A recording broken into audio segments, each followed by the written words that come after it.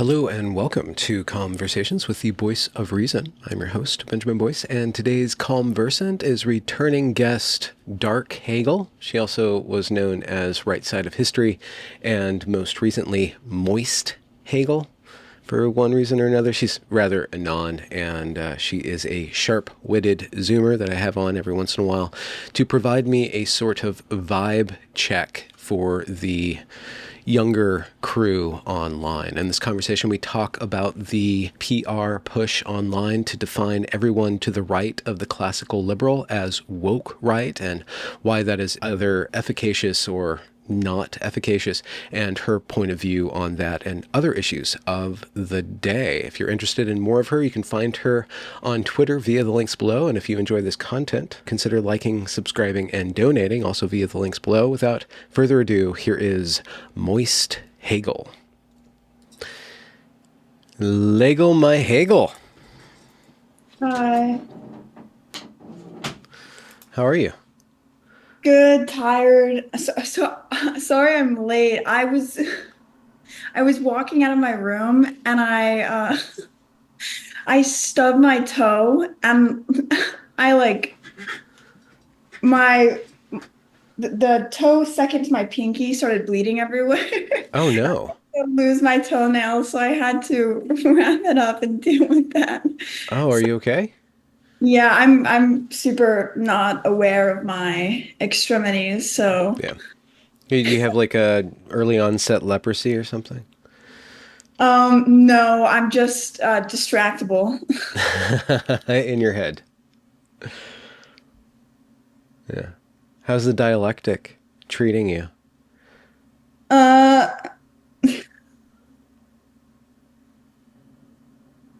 it's dialecticing. Yeah. Does it ever not ramp up? Is there like chill parts? It's been pretty chill lately, I think. Mostly just because I've uh stopped kind of caring so much about what's happening, like macro, like politically. Hmm. So, Yeah. You're just content with little echo chambers and infighting.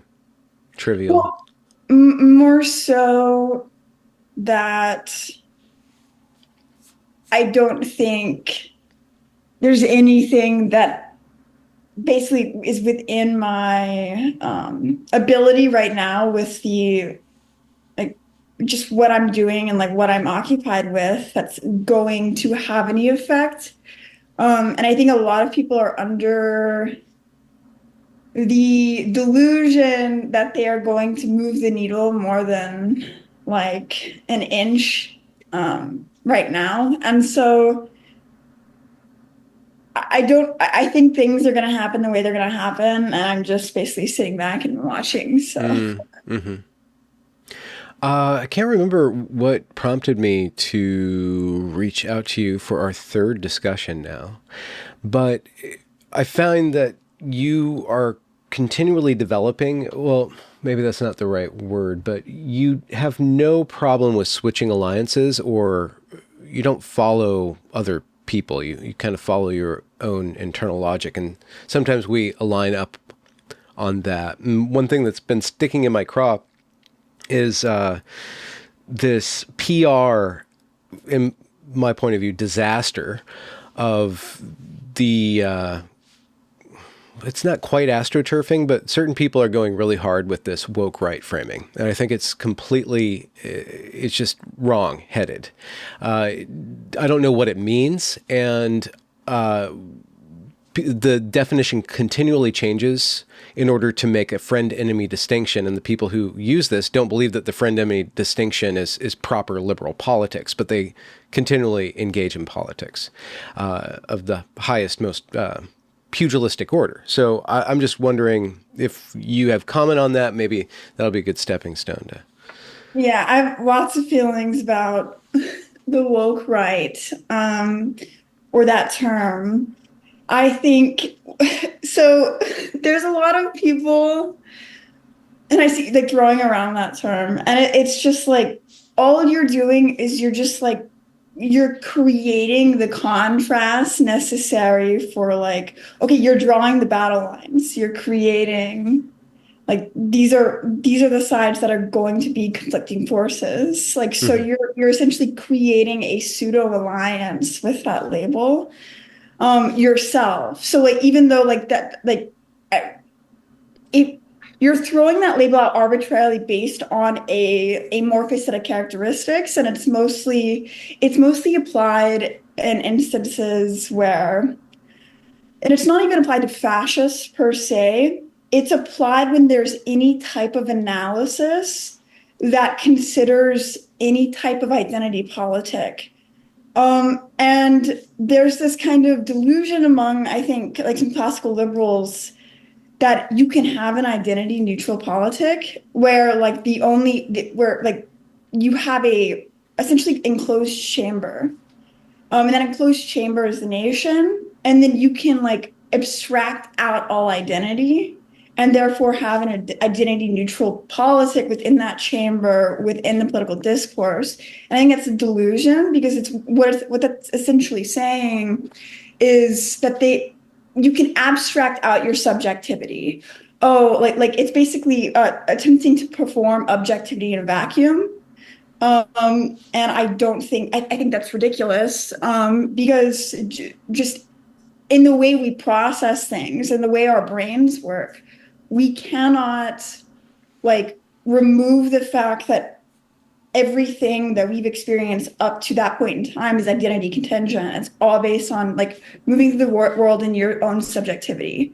And so to think that can approach any one issue and strip away that element of identity, it's a delusion. It's as much as magical thinking as trans, in my opinion, Hmm. because like there you cannot, like, just like you cannot like change your gender, you cannot abstract out your conception of self.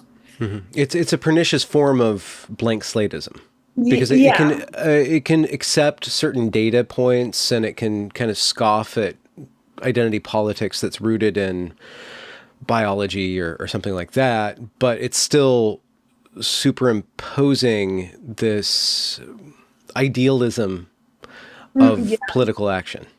Mm. But so with that said, we know that identity politics is dangerous. I mean, like when it's What, ramped up in one direction, it'll become internecine conflict, right? Tribalism, stuff like that, right? So what is the proper amount of identity politic that well, is even that optimal? word identity politics, Hmm. it's like the implication there is that there's a binary between identity and non-identity politics. What's a Yeah, non? collectivism versus individualism. But I don't even think so. Like, I don't even think that's necessarily it, because otherwise people would just say, right, collectivism versus individualism. They're specifically saying identity politics, because there can be an individualistic identity politic. So for example, something like, I don't know if Jared Taylor would be a good example of that.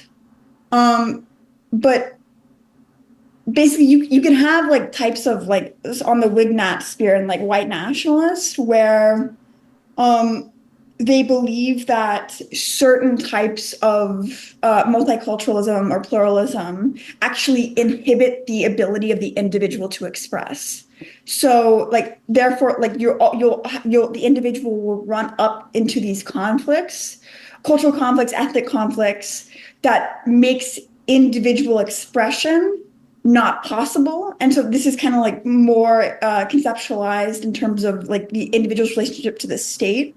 And so like, okay, well then if the best among us are being inhibited, then that means our nation's being inhibited. And so sure, there's like a relation between the individual and the state in that sense, but it's still like it's a mechanism, they're describing a mechanism of inhibition of the individual as it relates to the identity of the individual and the identity of the other. Could Um, we give like a concrete example of that, like something that happens frequently or in the real world? I think a lot of the uh, I think of a lot of discussions about race realism. So, and a lot of these people, they are they're pro meritocratic, And they believe that what is kind of they aren't necessarily like fascist per se, or like desiring like a monarchy or an aristocracy per se. But they believe that the way things are right now in the West, we essentially, in order to keep the peace, in order to keep this kind of like multicultural pluralistic delusion, we all have to like pretend that there are no differences between people groups. And because we have to keep up this pretense, it's essentially inhibiting the higher performing individuals of whatever demographic, because you have to bake in certain filters that keep up the pretense, which keep down the individual. So it's kind of like in critiques of DEI, far right critiques of DEI, this is kind of the idea where the reason why we have DEI is because there's inherent differences between ethnicities or groups of people. And the state has to essentially put a band-aid on a bullet hole to continue to maintain this noble lie. And so in that way, they believe it's inhibiting individual performance and the ability of the individual to express themselves meritocratically, because this kind of pretense has to mechanistically be enforced by the state at their expense. Well, not even the state, but also public-private Socially, institutions like colleges and stuff like that, giving opportunity to certain groups in order to even out the playing field. But it's really interesting with DEI/taxation redistribution, where you look when you look at where the money is, which groups the money is coming from and going to. Is, it's from basically, it's not necessarily white to black, but it's high performing to basically low performing populations. But then in the boardroom or in, so the state is robbing from the rich and giving to the poor, and then more or less forcing the rich or the high performance to feel guilty for the poor and lift the poor up. So it's not only a monetary, but an ethical redistribution of influence. Yeah, it's squeezing the middle. And this is like what, I guess, say like postmodern Western, like quote unquote, like democracies like tend to do. They squeeze the middle, and it's fomenting discontent in the middle by kind of like stripping the middle of not only their identity, but also their ability to lobby on their own behalf as a group. Because they essentially make it not socially acceptable. Like for whatever reason, the middle class cannot lobby for themselves economically because they can be labeled racist, xenophobic, like they hate the poor. They only want to like reduce taxation because they hate the poor and they want them to die. They hate the homeless. And they want to reduce the influx of immigrant labor because there's downward pressure on wages. They're xenophobic, racist. It's DEI for white people. And that's exactly what happened recently. Was like the middle tried to lobby on their own behalf against the H-1B stuff, immediately shut down. Even among like the right, all the labels started coming out. You're racist. You want DEI for white people. When you have to start leveraging those type of heuristics and that type of ad hominem, it is categorically apparent that you are obfuscating your intentions. You are trying to astroturf the conversation. You're not even willing to consider it on its own terms. You have to start applying these like leftist heuristics. Yeah. It's ridiculous. Yeah, why do people on the right or the disaffected liberals, the left me's, the people who fled the left because the left was getting too radical or were pushed out of the left, they find themselves in this political homeless camp. They're lauded because they're good communicators, because they're liberals and they're open-minded. They're usually well educated, so they're standing ovations to Sink Junger. The lifting up of these classical liberals through the IDW mechanism. The IDWs eventually look at their, they like the accolades and they like feeling like they're thought leaders. But at some point, they invariably start reshuffling the furniture of the conservatives, start policing the conservatives back leftward. they always do this, and the woke right as a term is baldly a political maneuver to reframe the conversation towards a liberal heuristic, which eventually goes back into a left heuristic because the leftists are more powerful than the liberals. But the liberals never, ever, ever want the right to have power. I don't know why. What do you think about that? Why is there such a right phobia, even among the centrist rightists? Like, why are they so quick to project fascism and racism on groups that are historically and currently hamstrung with regard to collective bargaining or collective identity? Because they know that the reason why there's been this type of like academic industrial complex creation of this fascist boogeyman is because they know secularization essentially is threatening like democratic pluralism's authority to rule, like moral authority. And that's just a function of natural law. If you have a secularizing society and your government's moral authority is based on this abstracted out concept of the transcendent, you're essentially asking the entire population to perform a thought experiment every time the government tells them something they don't like. Oh, I'm going to create a vacuum where me and the government exist, and this pretend transcendent is outside the bubble. And so What would be that pretend transcendent? Is it another blank? It's natural law. It's inalienable rights endowed by our creator. Yeah. And that's like, so if you have a secularized one-dimensional like material like belief system that's becoming predominant among your population, they don't believe in God. If the entire authority for your democratically pluralistic government is this abstracted out concept of a creator or a transcendent, then like you're like, and you don't believe in that, and you think the current government is not serving you, there's nothing keeping you from just redoing the whole thing. Because you don't actually believe in this type of moral system. You don't actually believe it has authority.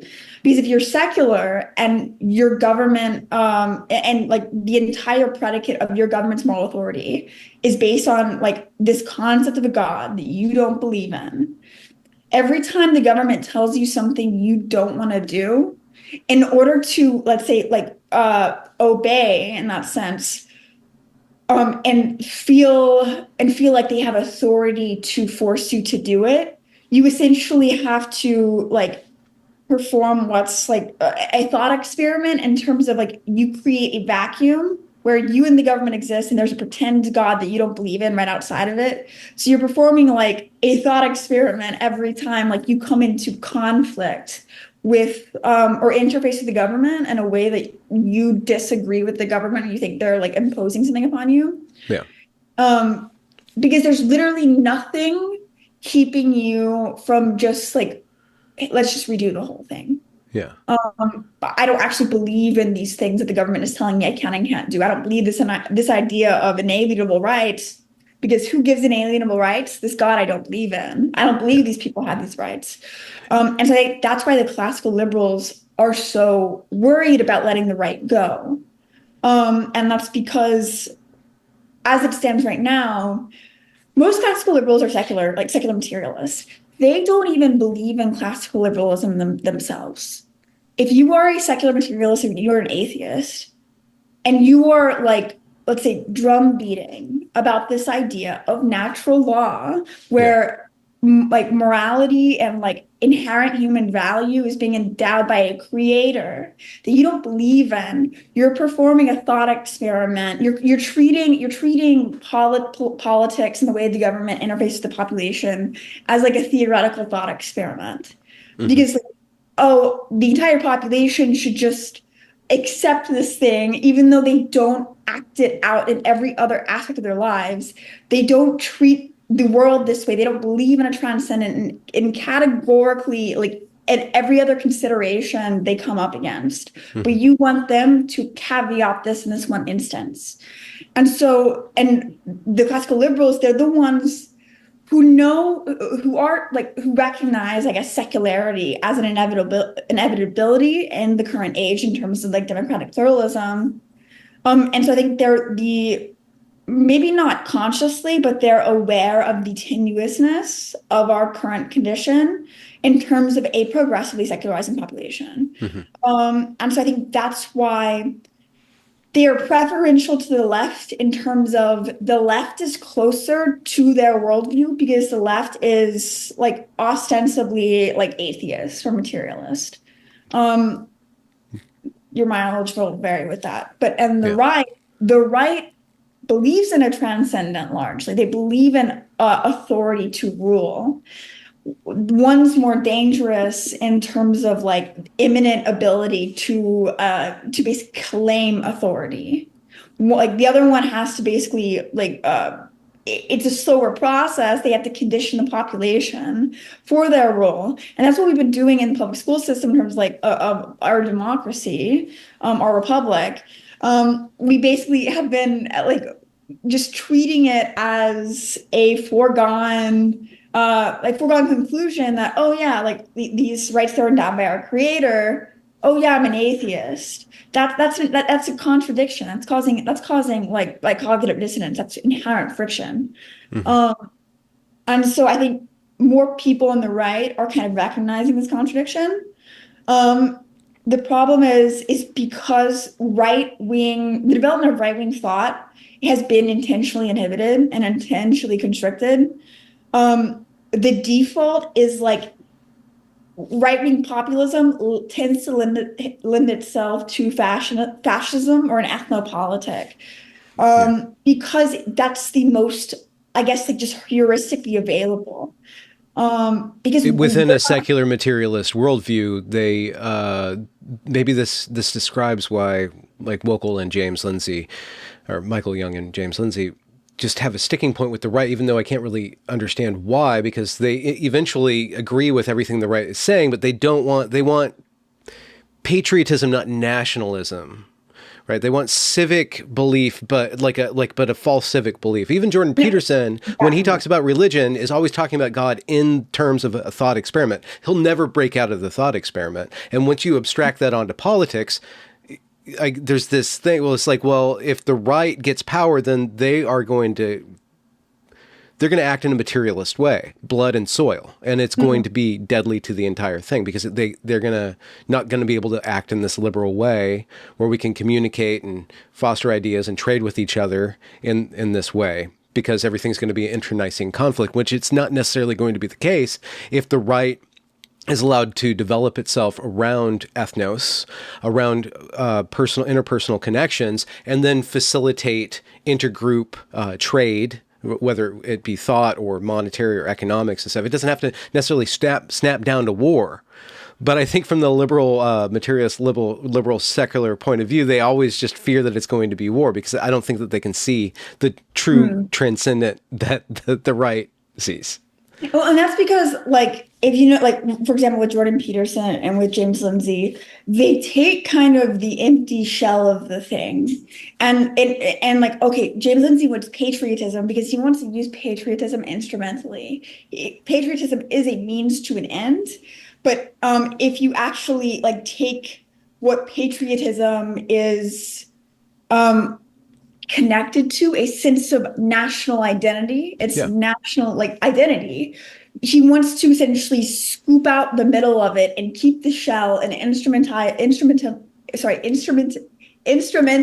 the shell for his own purposes. And so it's like he wants to keep the superficially palatable, like a shell that the right is they're sympathetic to, and kind of stuff his own like framing of the world inside that shell. And Jordan Peterson does the same thing. And so it's kind of using patriotism and religion as a heuristic with which you can use instrumentally for your own political purposes.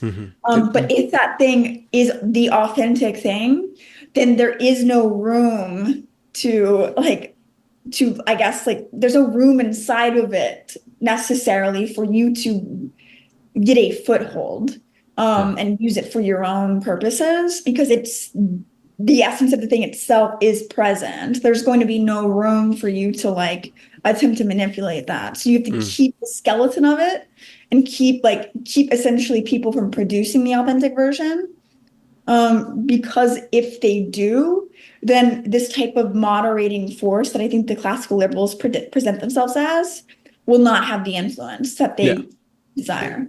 Yeah. And they won't be able to affect or achieve the liberty that they want. I think with James Lindsay, when it gets down to it, he really, like, his God is the Constitution, and his God provides liberty, like, rather than, what Christianity provides is redemption. It's like liberty is the thing. But I don't know liberty in what context. I would have to speak with him about that. But there's certainly, definitely in the woke right framing, in that phrase, there's this trying to steal from the right their ability to actually develop and achieve power. And I think underneath that is this total wariness on behalf of all liberals, myself included, even though I'm very sympathetic to the right. I just don't know how to formulate. I don't have the context with which to formulate authentic, legitimate power and authority. Authority and power always are coded as oppressive to me. That's where I come from. That's how I operate. And I think most people do, even the people who are DR or dissident right. We're all kind of basically liberals. And so we're always kind of like, we don't want this unifying God because we do believe in freedom of belief, the individual right of believing in your conscience, following in conscience. But at the same time, on a political level, how do we impose? We can't just stop the woke and then have this return to a power vacuum. You can't return to a pre-woke power vacuum. And that's why this woke right thing gained traction as soon as the woke spell broke. As soon as the vibe shift occurred, or right before it did with Trump, I think it was Trump getting almost assassinated, which was just the most miraculous thing in my point of view on the political stage. Like, that broke the spell. Like, there's another power underneath. There's like this other influence. History is reasserting itself. So now the woke are losing hold. So now we need to stop. Somehow they want to shore up this power vacuum, and it's like they're New Orleans and a hurricane's coming, and they're like, they're trying to throw more sandbags. It feels really panicky to me. I don't really understand where to go from here, though. Mm-hmm. And I think, so for me, I'm not a classical liberal, but I'm not like a fascist. I'm not a Is that the only choices?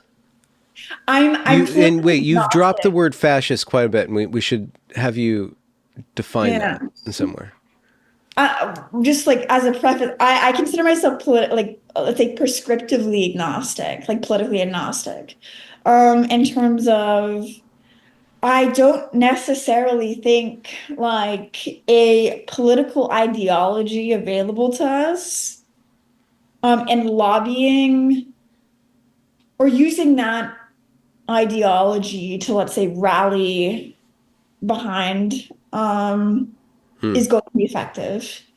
I think things are going to play out the way they're going to play out. And I don't think, let's say, any like slight, any attempts at increasing sympathy for one's like more, let's say, top down, let's say, top down political ideology, is going to change it. I think things are moving in a certain direction, and I Hmm. think there are certain fingers on the scale, like moneyed interests, that nothing done at a decentralized population level, I don't think is going to drastically alter the direction we're going. And so I've been kind of like, what happens is what's going to happen. Like, I guess I'll just sit back and be honest about what I'm watching.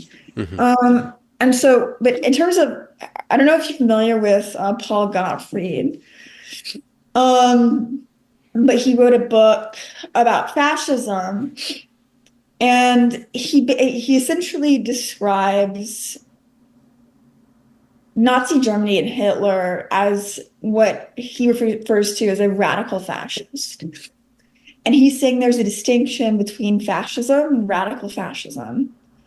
And he draws on a couple historical sources, including like a lot of the leftist work on fascism coming out of the 50s, that essentially says that Nazism and Stalinism were both like very let's say parallel ideologies in both their structure and their function and how and their ultimate effect.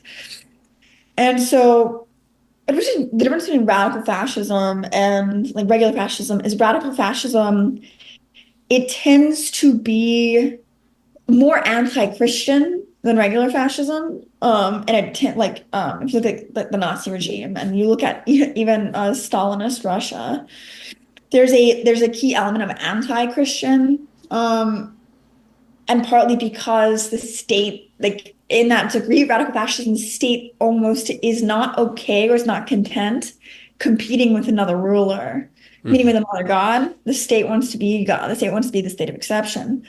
But Paul Gottfried asserts that there was an intentional attempt after Nazi Germany by the post-Marxist left to essentially conflate Nazism with fascism, and that they like fascism and radical fascism have a distinctly different character.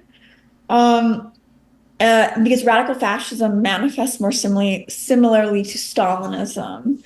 So I would say it's almost like let's say comparing a classical liberal to a, I don't know, a tanky or a Maoist. Fascism, it was used to describe by the left, even describe like pro-monarchist, like during the French Revolution. It's been, and so like it's become such a useless term because it's used to describe anything that does not just accept at face value this like classical liberal assertion that it's okay to keep God abstracted out the way we have and also continue to have a multicultural pluralistic democracy. Because the right thinks that this is like fundamentally not compatible or like not sustainable with continuing secularization in conjunction with ethnic and multicultural and cultural pluralism. Because the whole reason behind this abstraction out of a creator, in terms of like the thought process, like during the kind of like the creation of the theoretical foundations of the nation, it was so that the idea of a transcendent, idea of the creator, can be ambiguously broad enough so it could essentially serve as a unifying like point of orientation for a bunch of schismatic Protestants. And so the problem is like they're like even when you have deists, even when you have Protestants, they still are pleading to like some notion of a transcendent, a personal transcendent, like a living God. Yes, like so it, and not necessarily like they're not necessarily abstracting out or performing a thought experiment. They actually believe in a transcendent principle. But now as we are secularizing, like it's just a massive contradiction in terms of it's asking a lot of individuals to keep giving the state this type of authority while the state can't justify itself at all. And so that's the problem the classical liberals are running up against when it comes to like butting heads with the like right. The right says, hey, like our society, like the government has no authority. The government has no legitimate authority. Like as like the right says, like, oh, we want a government that has authority. It has authority to tell people what to do. Because right now, like essentially what's happening is you have a scaling up of the bureaucratic state, because the bureaucratic state is having to interface between mutually incompatible ethical frameworks or moral systems.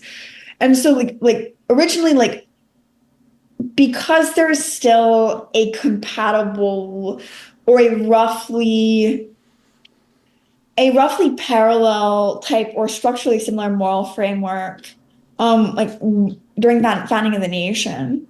Differences in terms of the particulars of moral systems, they could be worked out in the like domain of ideas. They could be worked out in the public square.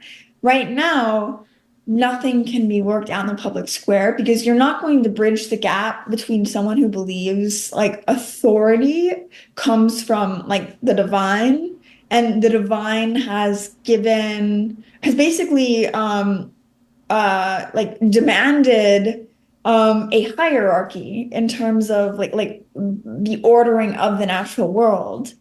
But when you have someone who's like a radical egalitarian, you're never going to be able to bridge that gap by having a conversation, by like sharing ideas.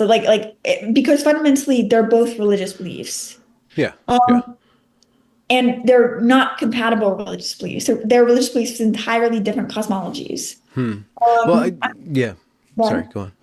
And so the why we are having to scale up bureaucracy is because the bureaucracy is becoming like this mediator of morality in between these incompatible groups. So it's not necessarily that the executive branch is getting more power, it's that the bureaucratic state is expanding because we're having to kind of administer like through red tape, through like yellow tape, this moral system, like and serve as like a gap fill mechanism.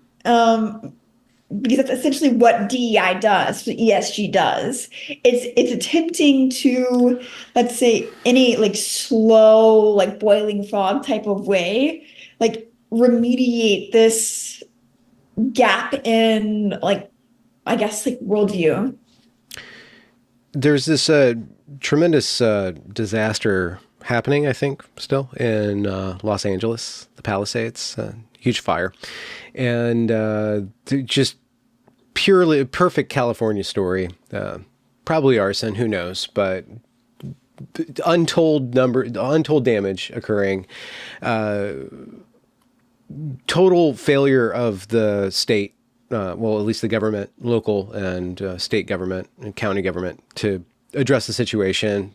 Fire hydrants weren't going on.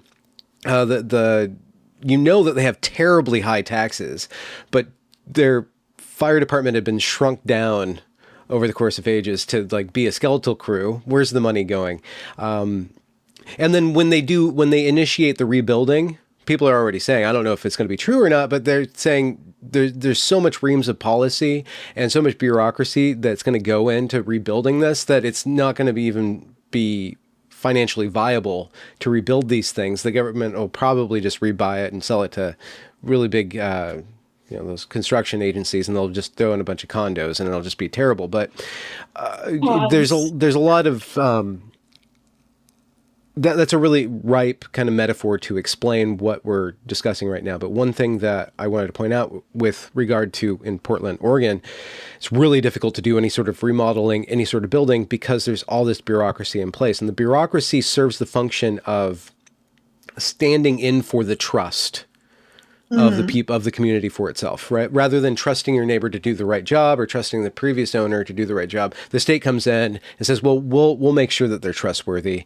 And in that taking of trust, they become incredibly unaccountable, incredibly untrustworthy in the process, but utterly powerful, utterly tyrannical. They'll punish you if they find out that you're doing things outside of their authority. Right. Yeah, and part of that is because like in like different like cultures and like there's different obligations to be trustworthy. Like there's varying degrees of out-group and in-group preference among different culture groups or ethnicities. Just whether that's a function of and not just trust, but also competence too. So this whole idea of liability comes in. And the law is there, like the law will save you. And so then policy wants to come in, and then the law itself becomes God. In this way, law becomes God. Law becomes trust. Law becomes love. Yeah, and kind of like in that analogy of like the bureaucracy is kind of like Solomon, where you have in that story with the baby, yeah. And so that's essentially what's happening, except it's very instead of like being wise and like using actual discernment and the application of like justice, it doesn't care. So and so like and but in that sense, it works because it doesn't care because it creates like it's like a blob. It's like an amorphous enemy. You can't actually grab onto it. You can't grab onto someone to be angry at. You're Yeah. just angry. But in the same way, because it's been serving as this kind of mediator between like cultural differences or like Hmm. outward differences, um, it also like you don't really have anything visible or as readily available to blame in terms of, oh, like, I this bad thing happened because of this group. And so it's essentially an attempt to like, I guess, sanitize and like flatten the population in terms of differences because it's basically saying, oh, I'll take responsibility because I'm the one who's like handing out these licenses, I'm handing out these permits or whatever. Hmm. Um, but simultaneously, it's very inefficient at that. So it's like, oh, I'll take responsibility. Oh, but my punishment for being like awful is nothing. You just have to Yeah. deal with it. Yeah. Yeah. Sorry.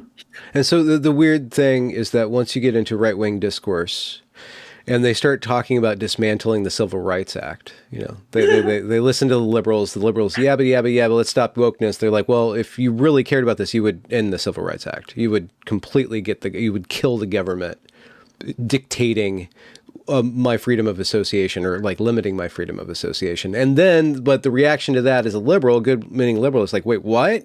Like we can't go back like all those gains. We can't allow the state or whatever it was to segregate each other. Population shouldn't be able to segregate themselves unless they want to have gated communities in one way or another. But you know, we can't have our imagination automatically goes back to like the reinstatement of Jim Crow, right? But maybe that was instrumental. And this is a big, interesting thing. This is a big question to test people. It's like, was the Civil Rights Act worth it?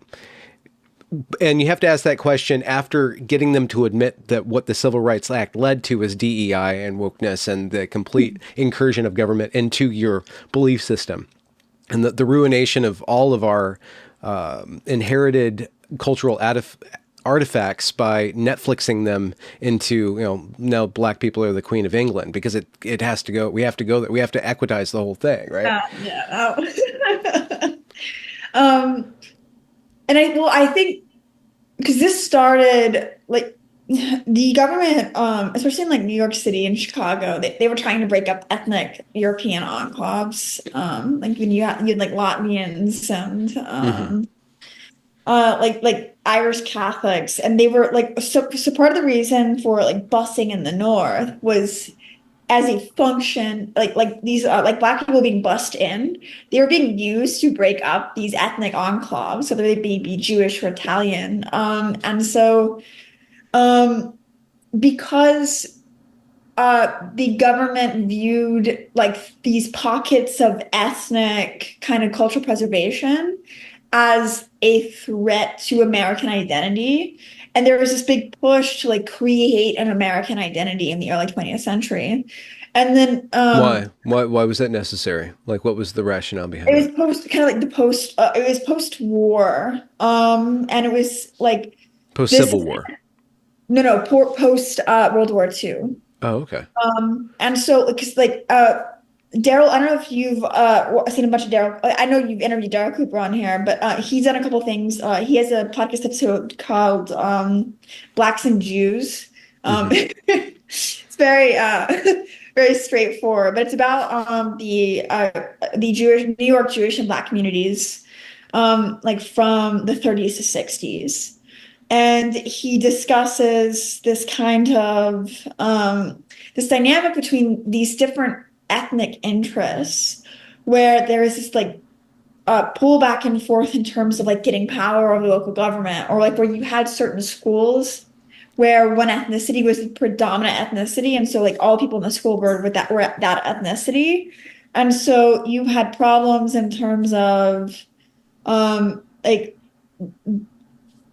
let's say like the city government like thought certain groups within these like different regions of the city were gaining too much power and were willing to leverage it against other ethnicities, not necessarily because of outgroup hostility, but because like just of nepotistic preference, because that's just something that happens. Um, and so, like, one of the solutions to this problem of kind of like ethnic enclaves was to begin busing Black people in and breaking them up. And so Hmm. there's a big like there's lots of conflict between Jews and Black people in New York in like late 50s like to 70s like hated each other and the the head of the New York teachers union, he was a Jewish man, and he basically came to the conclusion that he had a lot of bad experience like Black people growing up. Like he had been jumped multiple times and beaten. Like Darryl Cooper like is reading some of his writings and like a letter he published in the New York Times. And basically he came to the conclusion the only way that this is fixable is to basically breed Black people out, like they try to do in Australia with the Aboriginals, is like just race mix until everyone is the same, because it's not compatible. Because like this is not the way this is, or the way this is currently going. And I guess he couldn't conceive of any other way to like bridge that dynamic, is to just get rid of difference, like through selective breeding, I Hmm. guess. And Um, abortion, maybe. yeah, but which is kind of what has been happening to some extent in the inner cities. I guess abortion's almost like a cost management device more than Hmm. anything. Because like over 50% of abortions are Black women. Yeah. And they're 6% of the population, Yeah. 13% of the No, female population. they're below. Well, they're being below replacemented. At least they have been. Like statistically, during the whole Black Lives Matter heyday in the 2020s, I did find an article that showed if you really care about Black lives, you would end abortion because more Black babies are aborted than born in New York City specifically during Wow. certain periods. Yeah. And so So the invention of and we can pick up all the threads. There's a bunch of threads, but you're making me think about. So you have the black population and the black identity, which is allowed. You have the Jewish population and the Jewish identity, which is allowed. But then you have white people. Like, what is a white person? And the white person is kind of this deracinated European who's no longer Irish, no longer French or whatever. They're just the white person, and because they kind of the WASPs kind of took away the ethnic identity of whites in order to control them. Maybe I'm just doing a thought experiment here, and I'm probably totally wrong. But they dismantled white ethnicity, and then there was just whiteness, which gave them a lot of gains for unified control. But now, if the right comes in, or the new right, the fascist right, the soft fascist right, reclaims that white identity without the ethnic particularity, that's a huge force, potentially for yeah, good or bad, right? but it's also fake. It's also like a simulacrum. So it's like not really. It's not And really real. There's yeah, there's a whiteness that I can see. I can kind of taste it here, but there's flavors of it, right? There's like a blackness and a Jewishness, But I don't think whiteness isn't as concrete because it's really spread out, especially in and America. I think some of this, if there is going to be like a white ethno politic, there is some level of myth making required. And you see this in kind of like Renee Guénon and Julius Avila, where there's this kind of idea Hmm. of imbuing certain races with certain, I guess, like fundamental essences or like fundamental ontologies. And like there's this idea of like whiteness or being white as a degree of nobility. Like it almost becomes like white the white man's burden type of thing. Hmm. which just seems to kind of like repeat it. That just seems like prone to repeat the problem of like 19th century British imperialism, where like, oh, you have the British expanding and they're kind of like interfacing with like, I guess like more like quote unquote like primitive cultures, and like to lift, and as time went on, there was this kind of weird moral burden adopted where they're like the job of like the white man is to like lift these people up, like Hmm. as if and this idea of this like, oh, this The I justification owe for a our duty. power is our I owe a responsibility. duty. Yeah, like a Yeah. parent owes a duty to a child, like a Yeah. king owes a duty to his people. Um, and it becomes this like, oh, white people as like the nobility, and then everybody else is the subject class, and then it's Hmm. white people's like white people have the authority, but white people, it's white people's job to rule benevolently.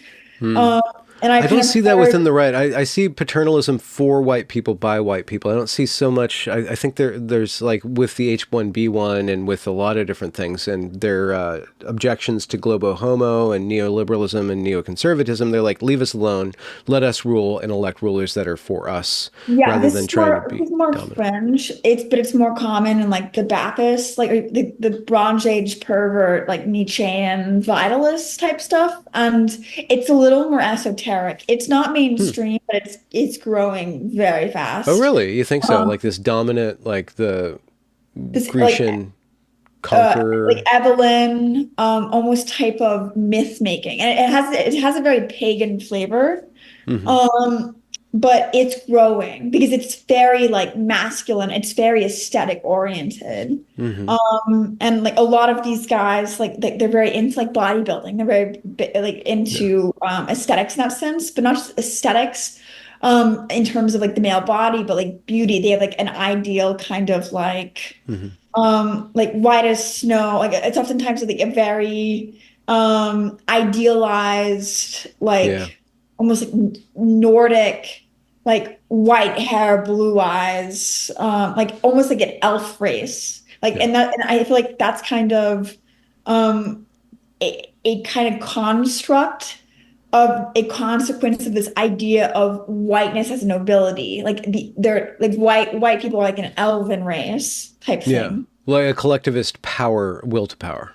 And Yes. I just have to say for the audience that the Bappists, and I haven't really dove into that. I haven't even, I don't think, interviewed anybody who identifies as that, but that's very distinct from red pill bro culture and the Tate Yeah. bro Yeah. culture. It's It's not just very like different. Yeah. hoes and being some sort of really cheesy, gaudy power slave to your own phallus. Bappists are a little bit more refined, philosophical. Yeah, in there Esoteric. and esoteric in there. Yeah, there's a little bit of pagan stuff in there, and like you can see them like doing weird rituals with burning herbs and stuff like that in back rooms or something like that. So it's just kind of, it's got a different aesthetic. You see that is growing, and I could see that red pill manosphere slash Tatian youngsters that get caught up in that would eventually outgrow the Tates and move to the Baptists if they wanted to like refine themselves in a certain way. But you see that is growing. And what's your stance on that? Is that worrisome? Is it thrilling? Is it funny? Is it It's ridiculous? interesting. Yeah, okay. Um, because it is in terms of like it the like let's say the beautiful is very alluring, and this kind of like almost aesthetic like curation. Um, and this like especially because everything around us has become so like decrepit and everything's decaying. Like our cities are falling apart, the infrastructure is falling apart. Like to kind of have this ideology where like aesthetics is almost considered a moral good in of itself, like Hmm. like the beautiful. And that kind of gets like superimposed in the idea of like race, where like white people are conceptualized to be like the most beautiful or whatever. And Yeah. so and that's conflated. Like to be beautiful is to be morally good, and that's kind of like a conflation that occurs. Like if something is beautiful, it is therefore good. And if something is ugly, that's a sign of like a manifestation of its moral decay. Hmm. And you kind of see this like with things like physiognomy, where Didn't you just post, and I do probably think should spell it out loud for the audience, POAST, that physiognomy is real, didn't you? yeah, yeah. So I don't think about like physiognomy in the way like the Baptists do per se, but I do think that um there are certain type of like, and not necessarily, this is kind of like genetic independent. So it's not necessarily a hereditary thing, but it's like, and you're familiar with Road Doll? Road Doll has I knew a you were going to bring up that picture. Yeah. yeah, yeah. And I love to read. I loved Road Doll as a kid. And so there's this one, I can't remember what book it's from. I believe it's the book about the witches. Yeah. Um, basically as like the way you live, kind of your lifestyle, who you are as a person is reflective, or is reflected on your facial structure, is reflected on how you express yourself, like or move about the world externally. Hmm. And I think there is a degree of truth to that, because like people who appear like shifty and seedy, like they can't like hold eye contact. They're a little bit like hunched over. They're intentionally not imposing, and that, like that I like it creates like you have something called motor neurons. You pick up on these things before your conscious mind picks up on them. Hmm. And so like in a sense, I believe like some of what we perceive to be physiognomy is picking up on these characteristics, these like and what people refer to as vibes. Yeah. But it's your motor neurons like perceiving there's an inconsistency with what someone is saying they are and like how they're presenting themselves. Hmm. And oftentimes that manifests like with certain expressed like facial emotions, and like the way your facial muscles move, like that affects how your face ages over time, and that affects Yeah. that it can change your bone structure to a degree because your facial muscles have like insertions on your bones. Hmm. And so um and in that sense, like not in an essential sense, like oh your facial structure is directly genetically linked to your big five personality characteristics, but like as you interface with the world, um you aren't able to hide who you actually are as good as you think you are. Yeah. Yeah. Or not just who you are, but your attitudes, your moods, and your emotional choices add up to a momentum in one direction or another direction. That's why I say, well, why I've been fascinated with my own project on the internet, like interfacing with people on Twitter specifically, not Facebook. You know, I make enemies on Facebook and friends on Twitter, you know, out of strangers on Twitter. But you read somebody's posts and you get kind of a glimmer of who they are, and then you have them on, you see their face, you hear their voice, you hear how that they pronounce themselves. And some people are better speakers, and some people you could do a little tooling around with how you present yourself, you know, decrease the ums, the likes, you know, maybe like don't be so nasally. There's those things, but you can hear the tenor of somebody's soul in the way that they present themselves. And then, so that's the podcast level. But if people tune into the video, then they can actually see all the nonverbal ways that somebody's communicating. So Twitter is really important for certain levels of communication and for certain levels of connection. But then there's all these other levels that show you who that person is. And once you re-embody somebody's ideas, their internet droppings into their personhood in an hour, 2 hour conversation. And then, like we're doing now, we repeatedly once a year, so come back to that person. You get to see this person starts to inhabit their persona more and more. And there's less of a disconnect between who they pretend to be online and who they actually are. And there's a convergence point. And I do think that how we behave online it doesn't necessarily reveal, but it does predict who we're going to be. I don't think that I think you can get away with some sort of pretense and persona playing online, which you do. Like, it's really hard to know when you're being sarcastic or when you're being serious, and you switch off between these really long, very erudite essays and then these little shit postings. You go back and forth. So you're kind of playing with the medium. You're being playful with the medium. But eventually you'll eventually become what you pretend to be online. I think that there's that kind of destiny inherent in that.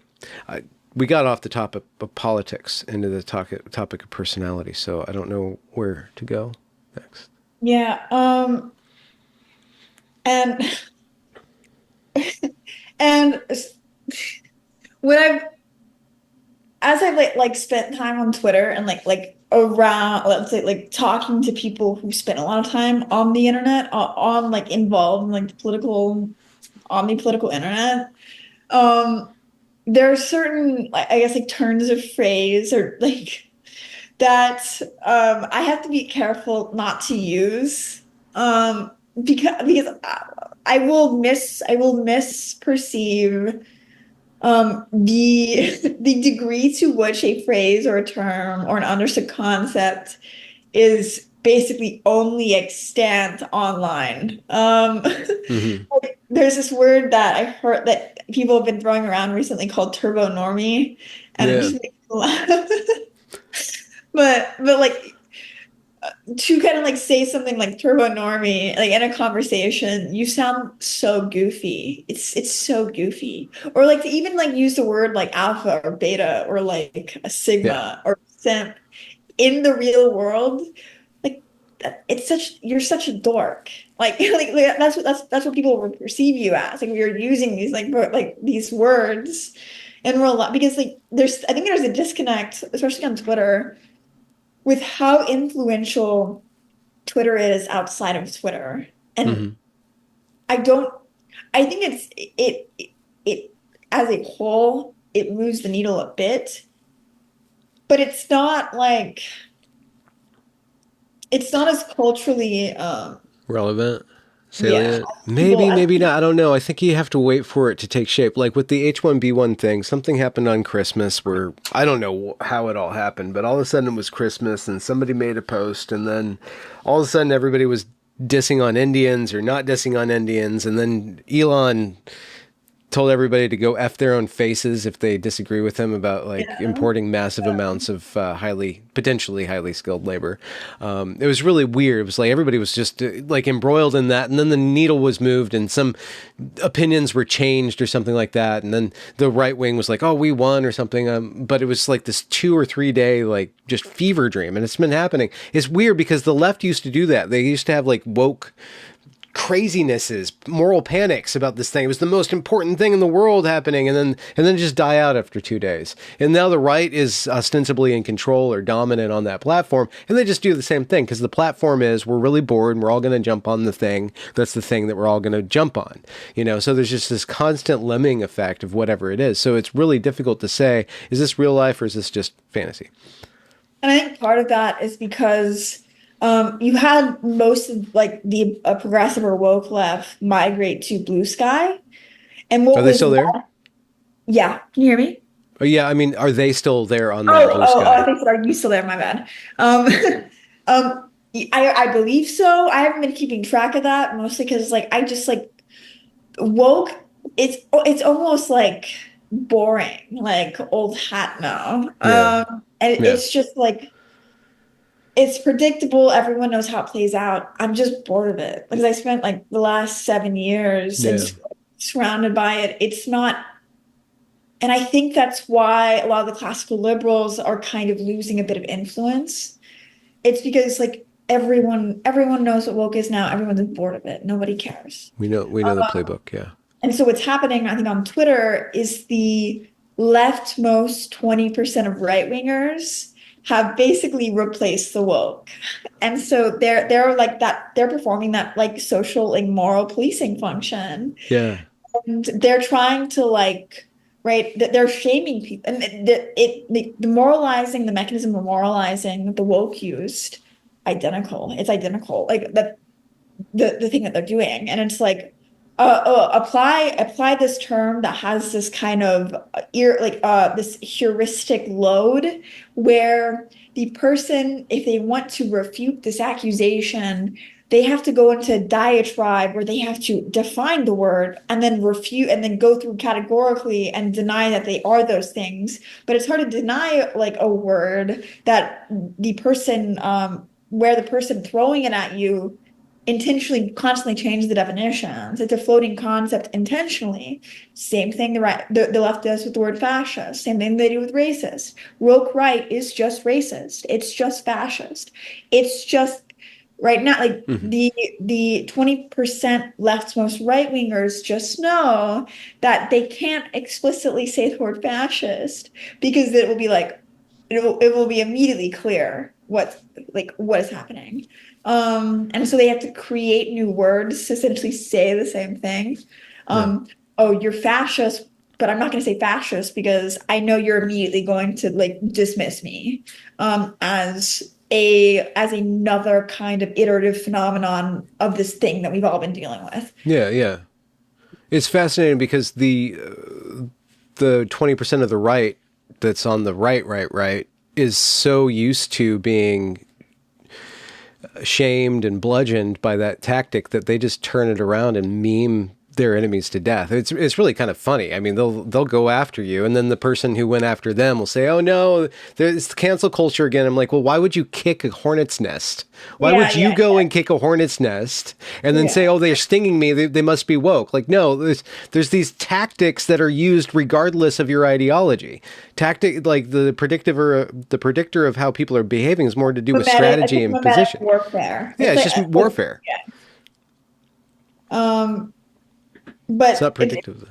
Yeah, but because what's all that's being done is like no one's having an actual, there's no actual argumentation, refutation. It's just throwing these like heuristically loaded words at Yeah, people. yeah. But where is the actual conversation for you? Where's the interesting thing? You're watching things, you're seeing things. You don't believe that you're changing the world anymore, so you're relieved of that burden of being a messiah. Thankfully. So where's the interesting points of contention or possible fruitful lines of inquiry? So like, and something that's interesting is I like obviously like nobody in this is like purely this like it's like purely honest or like purely like because I'm not capable of like abstracting out my identity or my own biases. Like I can be aware of them to a certain extent, so I can like attempt to be more objective. But there's always going to be an element of like residual, I guess, like ego preserving dishonesty. Hmm. Um, and I think it's really hard to strip that away.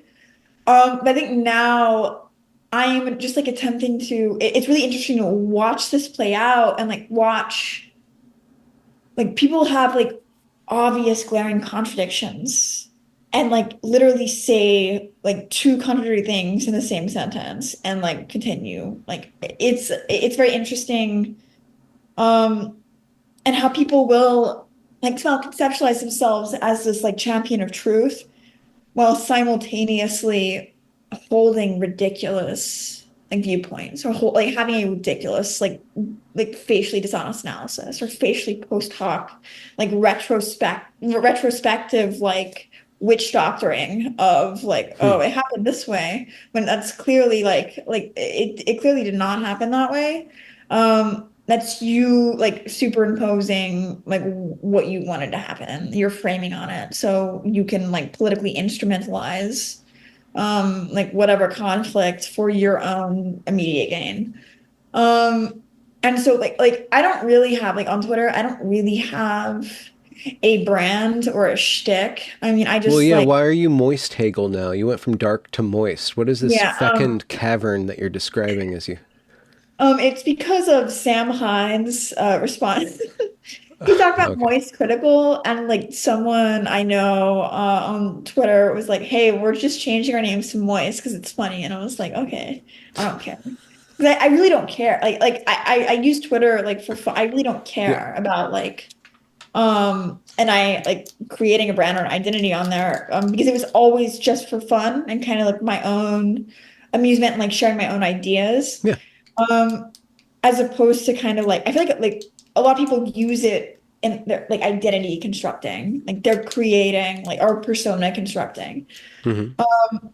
And like and partly there is a temptation there, but I think kind of like what helps is like I just like completely changed my profile. I went from like right side of history to like Hegelborg, dark Hegel to moist Hegel, and like I'm thinking about changing it to something else. I just don't know what. And it kind of it keeps you from being static or necessarily pulled into a specific political tranche. Yeah. Like, and it allows you to be a little more fluid and honest. Like, and I have people in my Mm. comments like they ask me like what I am, like in terms of like ideology. And like and I would say probably a good like 20% of my followers are communist tankies and another 20% fascist and Hmm. the other 60% just everywhere in the middle. Um, and because I like that, and mostly because I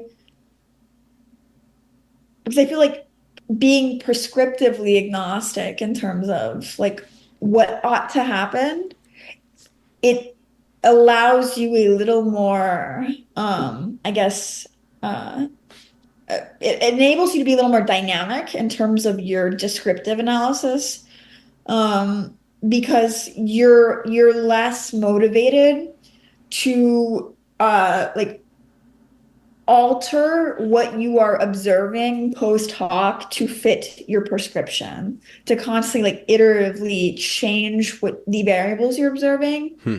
to like let's say be oriented towards a single point.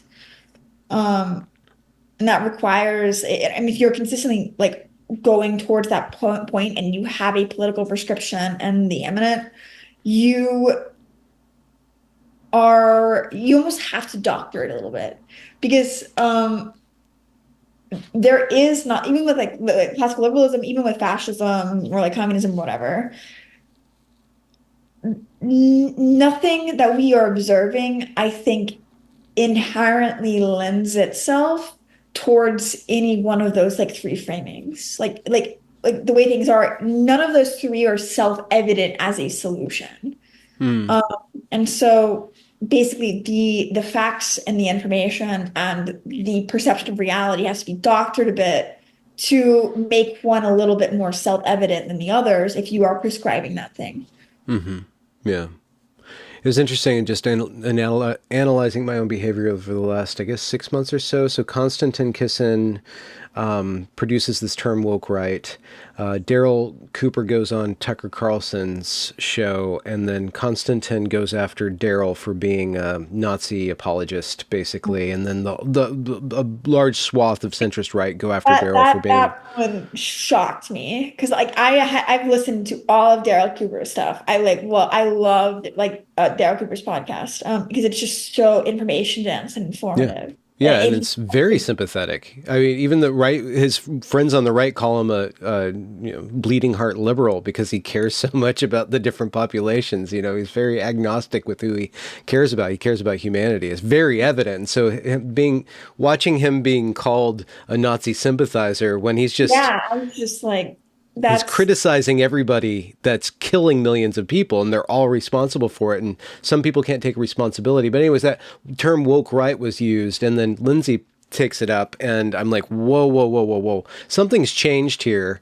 And I'm analyzing my behavior. I went from I was anti-woke when I needed to be, but then I kind of got tired of being anti-woke because it was boxing me in. But now I'm kind of anti-left me, liberal shit libs, like now I'm like kind of yeah. criticizing the people that were on my side now because they're starting to exhibit some sort of political behavior that I sense to be dishonest, authoritarian, and not open to communication. That's why I cut the woke out of my work, because I'm like, you want to control the conversation, so I'll have conversations around you, like with the trans stuff. I'm like, I'm not going to talk to any of the trans rights radicals. I'm going to talk to everybody else because they don't want to be a part of the conversation because they want to control the conversation. It seems like the classical liberals, ironically, wanted freedom to have a conversation and don't want to have freedom to control the conversation by these tactics that are identical to the woke. So I'm like, okay, well, I don't want to be enemies with you. I have to be at least frenemies, but I have to criticize you because this is counter to my project, whatever that is. I'm not sure what it is, but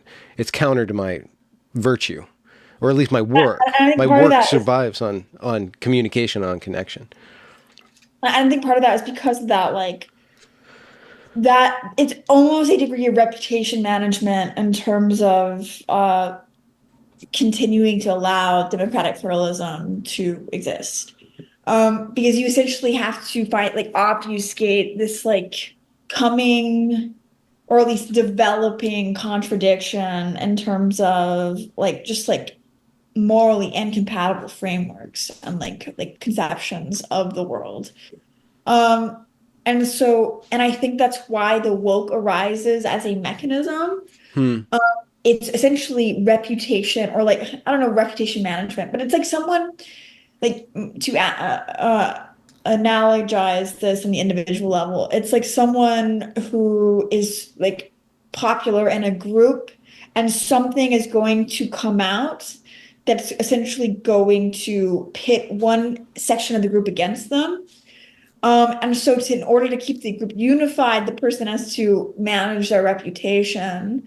And but that ends up as like policing and being like hyper vigilant over like what is said, and attempting to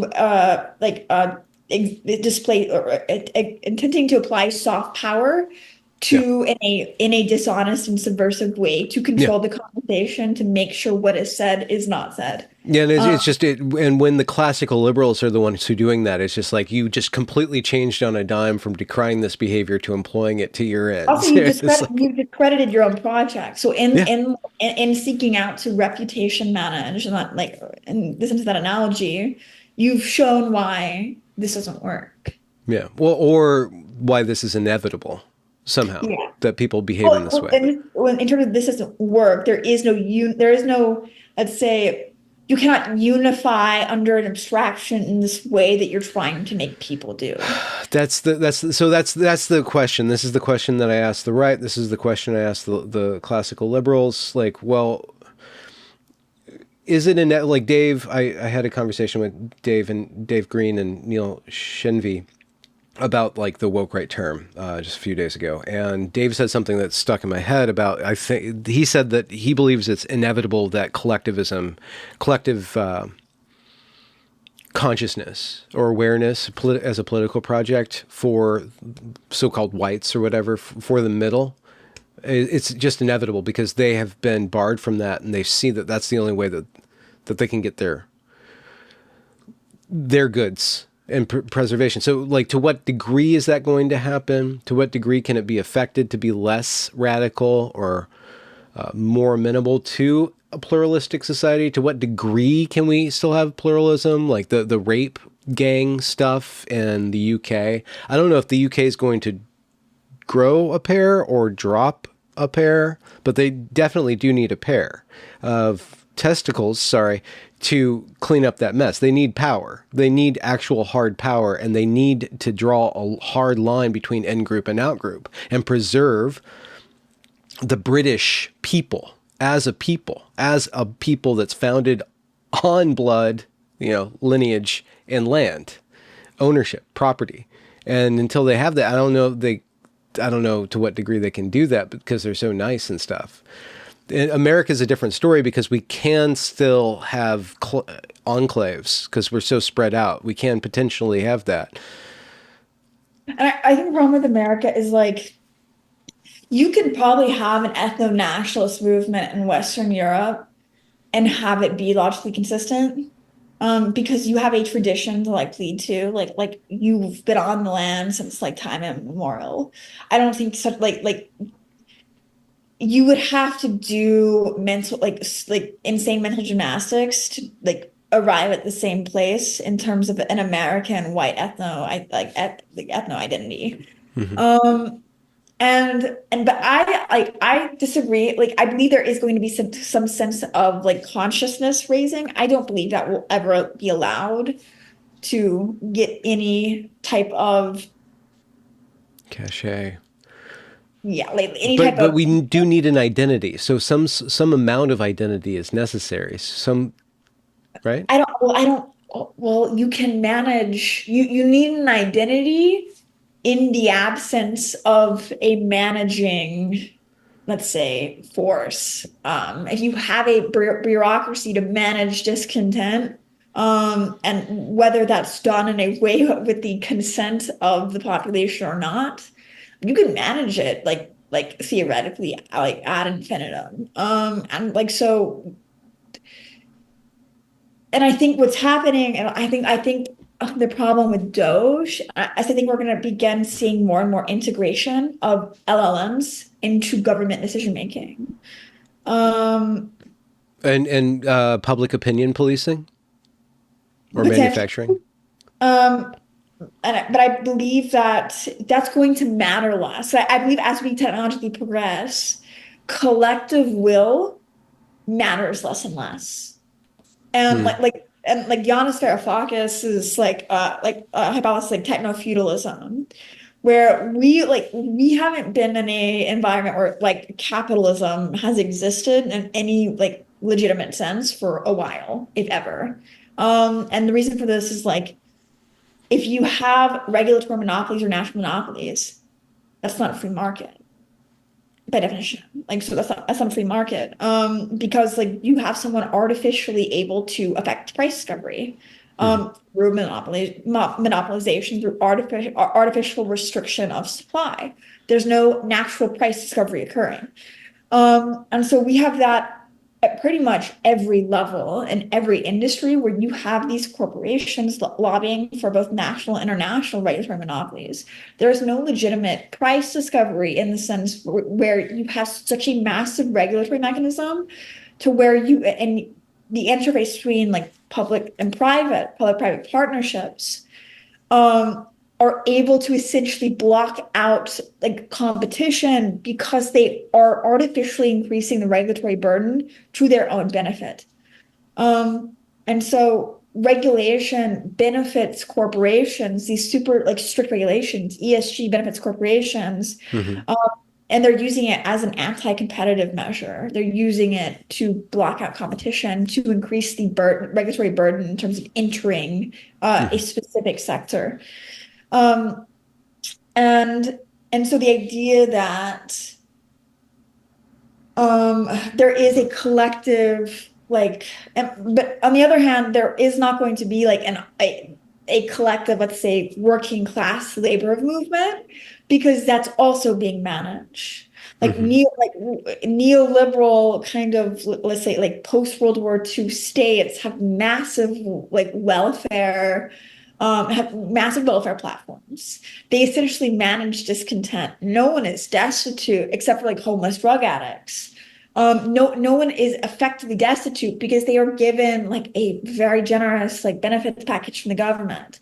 And so there is never is like driven, there's never like a Yeah. large degree of like visceral, shocking like poverty where you have like people like children just like laying on the sidewalk with Yeah. maggots crawling Yeah. out of them. Like, Yeah, they can say let them eat cake as long as they're providing EBT. They can act like let them eat cake, but it's EBT so people can still get their Monster Energy drinks and their Doritos. So, yeah. And so in that sense, there won't be an authentic nationalist or ethno-nationalist or left-wing revolution because that's being managed mm, intentionally. Like all of that's being like managed by an increasingly like increasing in size, like bureaucratic let's say surveillance state. so what we're left with then is vibes. Like the vibe of this apparatus that we're all embedded in is either going to be more fascistish or more communistist, right? It's either going to be more egalitarian or more meritocratic in its vibe. I think it's both simultaneously. Hmm. Um,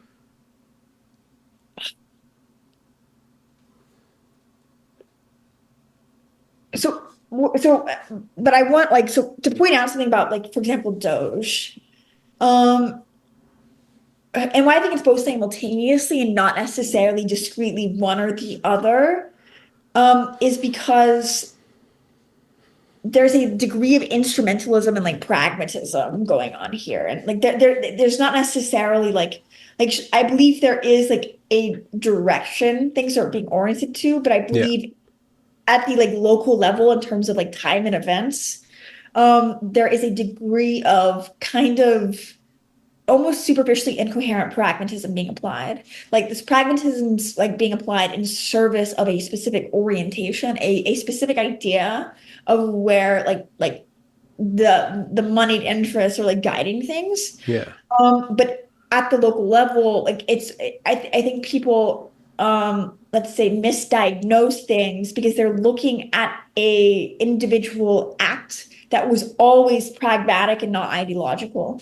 And so, for example, with Doge, I think this is really interesting because all they said with Doge is that we're going to reduce like bureaucratic and government overhead. Yeah. They never And Doge said is Department of Governmental Efficiency. yeah, they never said they were going to make it smaller. They Okay. said they were going to reduce overhead. Well, there was a graphic representation of that where they took this huge bill that was 18, 20 inches tall and they reduced it to 2 inches. Yeah, so but I mean smaller in terms of authority and overreach. Yeah, Like of word count. yeah, and so for example, Yeah. I posted about there is this LLM that some of crap. I cannot remember the name of this super PAC. But they've been one of the largest donators to both Republican senators and congressmen since since early 2000s. Well, 4 days after the 4 days for the H-1B controversy, I went to their website and I found this like proposal to basically for Doge to achieve this increased government efficiency by basically replacing the bureaucracy with an LLM. And what this LLM would do is it would like filter, it would go through and it would make sure the law is being applied in a constitutional way. An LLM making like deciding questions of law. Hmm. Fascinating because Yeah. that's like I mean I've used LLMs in terms of like questions of law. It's not good and it's not reliable. Hmm. It's like law is more it's less about necessarily it's very context dependent. Yes. And the way a word is understood is like within the totality of the sentence. It's not, you can't just treat, I guess, Hmm. the syntactic language that it's Yeah. like reading as like a formula where you have like the different words in a sentence as like in a problem of addition. Yeah. Um, Well, could you I don't know if you know enough about large language, was it machines? Is that the LLM? yeah, large language models, and you have like Models, which is the AI, which is what we call AI. But if you put there's them different into a pseudo court-like discussion with one another, right, where you have the judge and the jury and the the parties, and they're arguing with each other, it might produce something more similar to law rather than just rambling, right? Um, so how they were envisioning this was like basically you have an LLM and you feed in like basically it's been trained on the entire legislative body. It's been trained on all the regulations. Yeah. And so it when a specific regulation has been applied, it will basically assess whether that regulation was applied in a constitutional way. That's really interesting because that decision it makes, there's so many variables in terms of like in a constitutional way. Like, what does that even mean? Like in the sense of you have a single LLM determining constitutionality. Yeah. That's never been how we've ever determined constitutionality. Hmm. And especially when there's so many questions in terms of where is this thing's training data come from? Like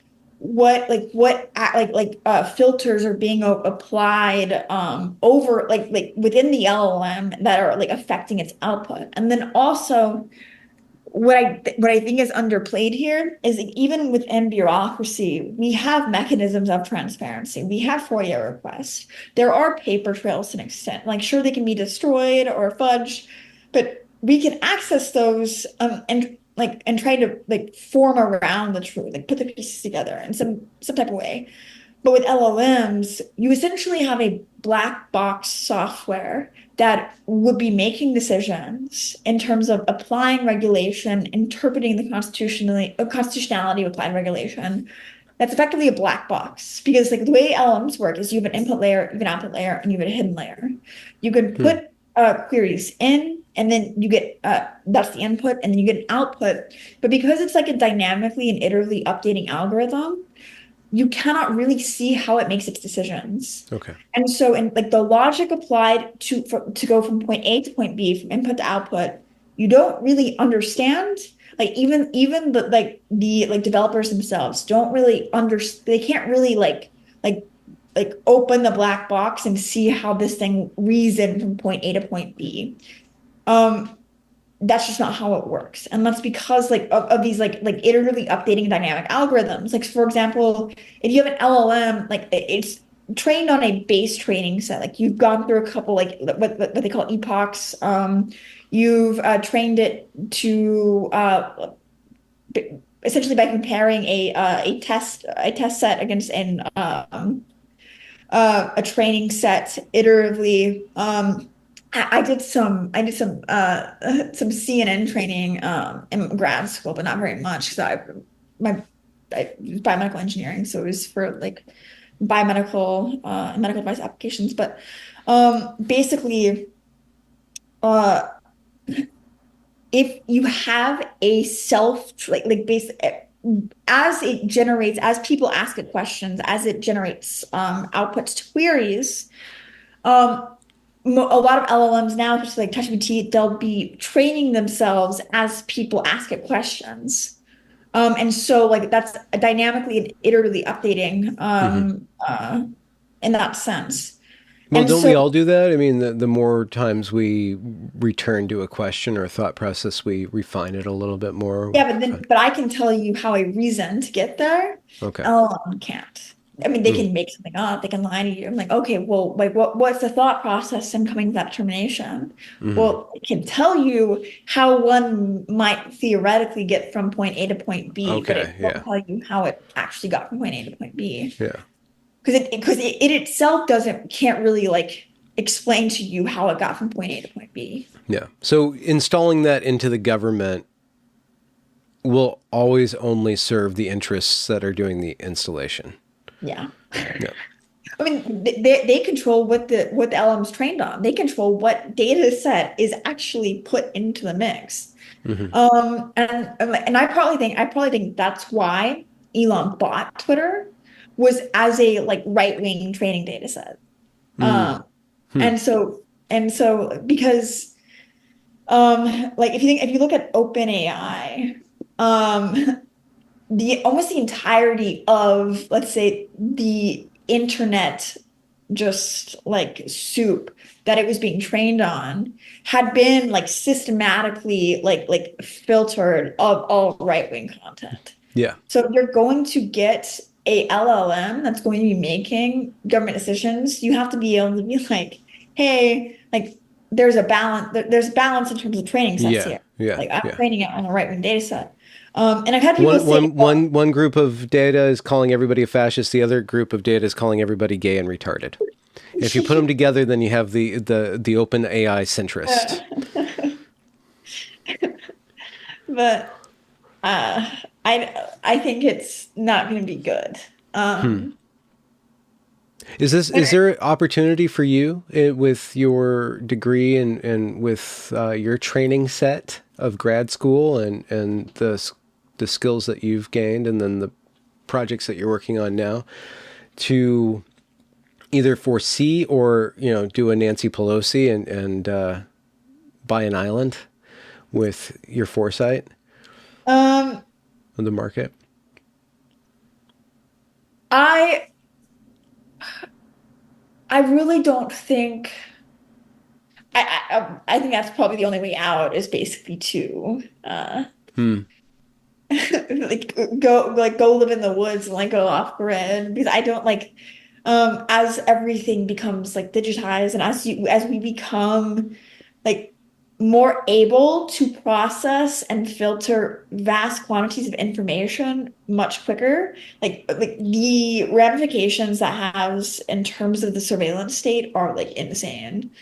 Um, like just think like in terms of if the LLM is like running the bureaucracy and you want to apply for a permit and someone has like some type of vendetta for you, they don't want you to get any type of traction. They want to make it as hard for you as possible to exist.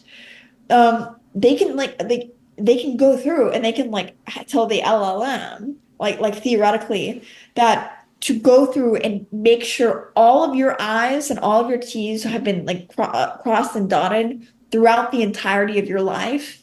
And if you find any discrepancy, like basically use that like to make your life impossible. Yes, Like social credit score-ish yeah. kind of Yeah, it's suppression. and that's what I think is most people are like looking for a like a fascistic top down like of the government dishing out social credit scores.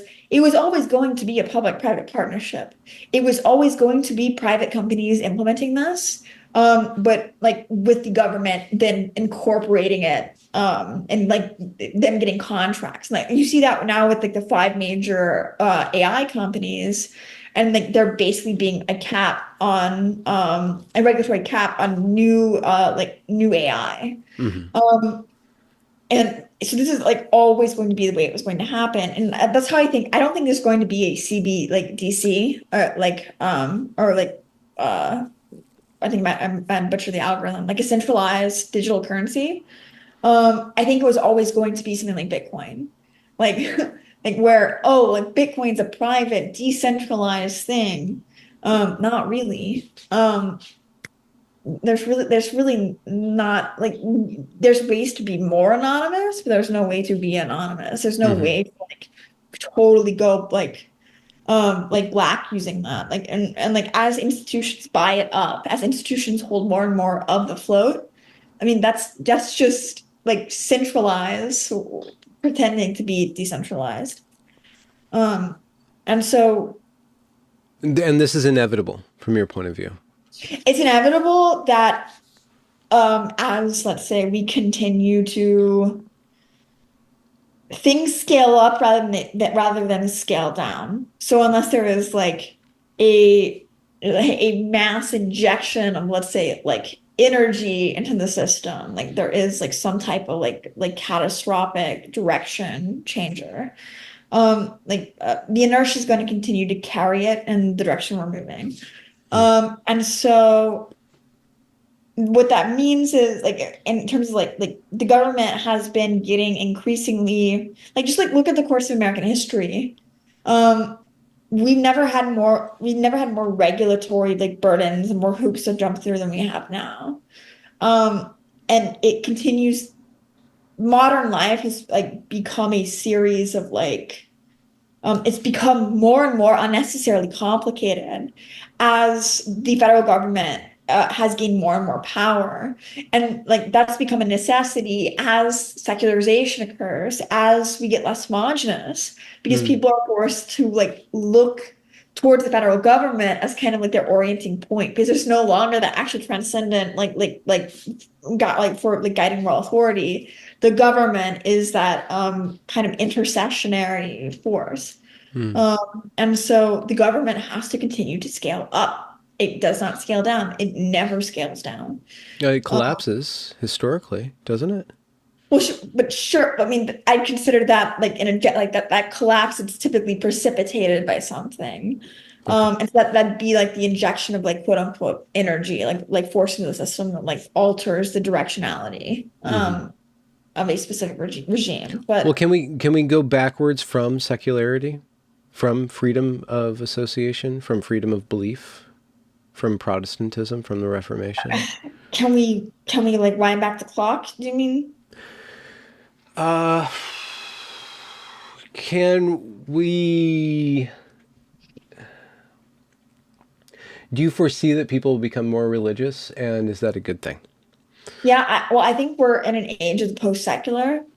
I feel like I think kind of like what seems to like characterize now is less Yeah. like postmodernism's over. It's like post-secularity. People Yeah. like are beginning to deal with the fact that the The thought atheism, experiment has failed. realism, it's not serving them. Yeah. It's not producing like by its fruits, it's not good. And so people like there's like I think a revitalism of like American like religious institutions. But I don't think they're necessarily Protestant. Like for example, Eastern Orthodoxy is growing, but also like paganism is growing, and also this type of kind of like neo-fascist mysticisms, like with Julius A lot. Evola, Renee Evola, Guénon. yeah. Yeah. Um, Evola, yeah. and Huh. so it's That's not fun, necessarily right? fun. Paganism is not good. And but largely because it normally has like a very panpsychist or like pantheistic cosmology, which tends to mean like it views good and evil as two positively existent dual like a duality of two positively existing forces, one being good and one being evil. And kind of the resolution of reality is the amelioration of the contradiction between good and evil. That sounds So it's very Hegelian. yeah, because Hegel gets his stuff, a lot of his like ideas from Jakob Böhm, who gets it from Paracelsus, who gets it from Giovanni Piccola de Marini. I mean, Bush, no last name. And a lot of Hmm. it like is from Kabbalism, this idea of like a dualistic relationship between good and evil, and it developed over time with Isaac Luria. That's the whole thing. But Yeah. it's a lot. That's a big aside. But Gnostic. um, that's also become like one of the really the way that's been used. It's like a thought terminating cliche now. It's like utterly like useless term. Yeah. Which is frustrating because like a lot of these terms like Marxist, a lot of these terms have become like they've become thought terminating cliches. People just roll their eyes and never see them. So like oh, you're throwing around this word. Okay. Yeah, you did a really good write-up. I think it was yesterday or the day before, kind of decrying this misuse of language, turning Yeah. language into bludgeons. Yeah. It's so ironically they're all that's doing is like throwing out those terms is that's making a friend enemy distinction in and of itself. Like Marxist, Yes. look, Marxist, Yeah. not Marxist. And like that's all that does because it's not argumentation, it's not the marketplace of ideas. You're drawing a line in the sand, enemy friend. Yeah. And it's not actually meant to denote something of a necessarily coherent character. Its primary function is instrumental in that it distinguishes friend from enemy. Yes. It's not meant to like do anything else. Um, Which is uh, politics. yeah. But I think the problem is a lot of people using those terms are pretending to not be doing that, and it's like it's not you're not convincing because Hmm. it's obvious. Um, and simultaneously, like while they like are portraying themselves as not doing this, they still maintain like this like weird degree of hubristic moral superiority, where it's like, oh, Marxist, I stand for right Liberty. Yeah. meritocratic freedom. I want all people to get along. It's just kind of disingenuous, like especially while that tact is being applied. Like, oh, clearly not, because like you are not dealing with the ideas in and of themselves. You're shutting it down by applying a thought terminating heuristic to your enemy because you don't want them to speak. You don't want their ideas to have influence because you don't actually want to directly address them Hmm. because it's inconvenient. But Um, you're willing to address the pagans on their own terms. well, I mean, I disagree I'm sure, like, I talk about paganism is such an amorphous, like, because it's so many different things at once. What I'm generally against is like an immanentizing, like monistic pantheism that seeks to like They view like the end of the world or the resolution of like reality as something where we all rejoin the whole. We all rejoin like the one. Everything becomes like a monad again. Hmm. And you don't Um, think that that's the direction of the universe? no. Back to God? Well, there's a distinction though, like for example, within Orthodoxy, something called the essence energy distinction. Hmm. Theosis isn't like the rejoining with the essence of God. It's participation of God's and in God's energies. So you're never actually becoming, you're not man God, or like temporarily embarrassed God. You're like you're always going to be like a distinct, but you're going to be participating like theotically in God's energies. You're not ever going to become one with God's essence. Hmm. So there's that distinction there. Whereas How do like, you sorry, how do you participate with God's energies? um, repentance. But that's there's something, there's a process that has to like, theosis is the ultimate goal, um, for people, but like for Christians, for people wanting salvation, and that's kind of the thing that, and it cannot be achieved necessarily through rationalistic or cognitive means. It has to be achieved through like self-denial or denying to this, being like denying the self. And that's not necessarily like ego deaths, like how like the the people who get one-shotted by a 60 Mesoamerican demon. Um, I was just dealing with one of those yesterday. it's it's like a radical humbling, but that's not necessarily ego death because you're not trying to like negate the negation. You're not trying to like negate the perimeter between self and other, like being a nothing. It's like it's essentially recognizing how inadequate you are in terms of like the grander like goodness of like the divine. And so there's a difference between ego death and like humility. Big difference in my opinion. Hmm. um but yeah, like theosis Have is the you have ultimate you goal. experienced both, or is this No, kind of more of I've never done like hallucinogenics. but ego death? Have you kind of gone through both different types of? No, I've read about it and I've had it described conceptually, and it like conceptually is a like just like how it is described is a totally different concept. Okay. Um, and because like so when in terms of like how people have described it, in the concept in the context of like hallucinogens and um like experiences through like meditation or what have you. It's this type of like, oh, like previously, like you were one wave in the ocean and then you become the ocean. I don't believe that that's a very distinct concept from like Mm. dying to the self. Mm. Hmm. Because like one, like you're like projecting yourself out and kind of like being subsumed into the whole. So like simultaneously you are the whole and the whole is you. One is like basically like shrinking. And it's not like there is a negation between like you and the universe, that delineating parameter. It's that you are recognizing that like you ultimately like are like while you have agency and will, you will never ever be able to use that agency and will to be good enough. And you've experienced that. There's a Well, experiential I mean, reality. it's a process. Like I'm not a like monastic. I'm not You're like, not a saint.